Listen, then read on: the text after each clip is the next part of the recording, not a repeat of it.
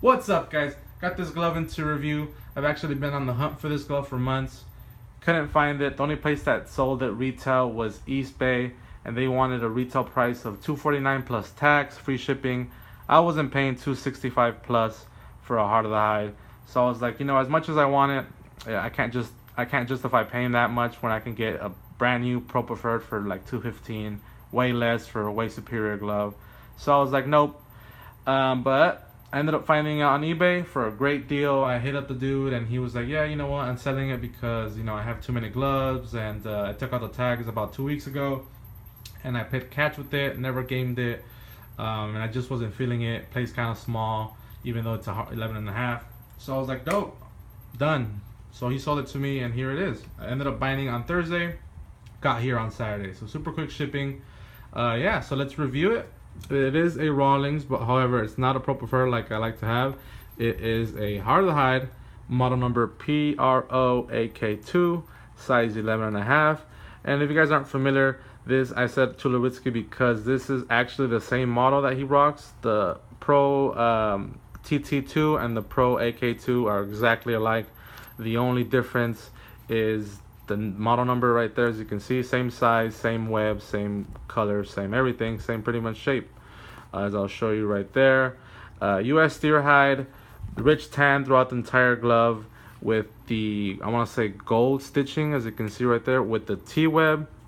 One of the reasons I wanted this glove, besides it being Tulowitzki's glove, is that I just love the color, how it looks when it's worn down. Right now it's like a little light, I guess like a light tan, but when you get your sweat and your dirt on it, and I think even if you put butter, like that Rawlings glove butter, it turns a little bit darker, and that's what I'm waiting for because I love that look.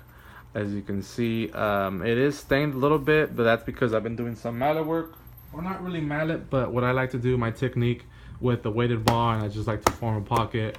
There you go right there, Rawlings black stitching on the middle finger.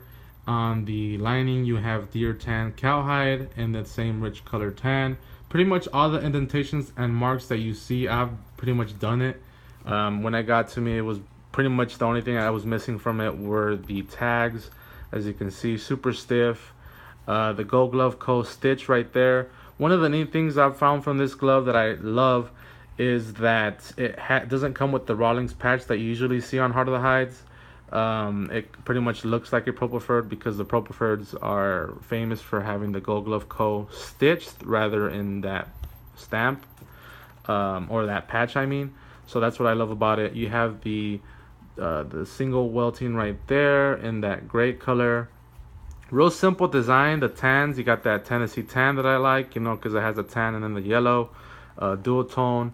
But yeah, they're that US steer hide. This isn't, although it looks like it is not Horween leather. It would have been great, but that model for the Tulowitzki Horween, I mean, they want like $400 for the same exact glove, but a little bit heavier leather, better leather, I guess you can say. I'm not even gonna hate it. It is better. That's why you're paying that much, but it's technically the same glove. But yeah, this one is a US steer hide. It's a little light. The fingers are a little thin, like they're not as thick as a Pro Preferred, I'm noticing, but it'll do. One of the special things about this glove is that it's technically one of the first ones that I buy for myself. Even though I have a shit ton of videos of gloves, those I end up buying used, pre-owned. I don't feel like they're my own because they've been already pre-owned and broken in kinda, so I end up always 9 times out of 10 selling them. This one, even though it was pre-owned, the guy pretty much never gamed it, so that's how I justify keeping it. But yeah, as I said, this is pretty much the first glove that I end up buying for myself. All the rest of the gloves that I game have either, they've been given to me, so I've been lucky. So this is pretty much the first one that I get that I bought for my own, and I think I am gonna keep it, even though I've heard stories that it's an 11 and a half inch, but it does play shallow, they say. But I've heard mixed reviews. I've heard people say that it is longer, it plays long, it plays like 1175 12, but they just say the pocket, it just is hella shallow, and pretty much 9 videos out of 10 will say the exact same thing. You got the white wool right there. I don't know. I mean, I just date stamp. I don't know. I think I can work with it. You know, break it in how I want it. As you can see, it is a little bit dirty because for some reason the Rawlings, the print is a little bit bleeding onto the glove. That's why it's black. As you can see right there. I don't know why, but the ink bleeds. Just probably this model, I guess, the US Steelhead right there. I'm fine with that because it is a light glove and it is gonna get dirty, nevertheless. But there you go, close-ups of the stitching, beautiful, nice pop.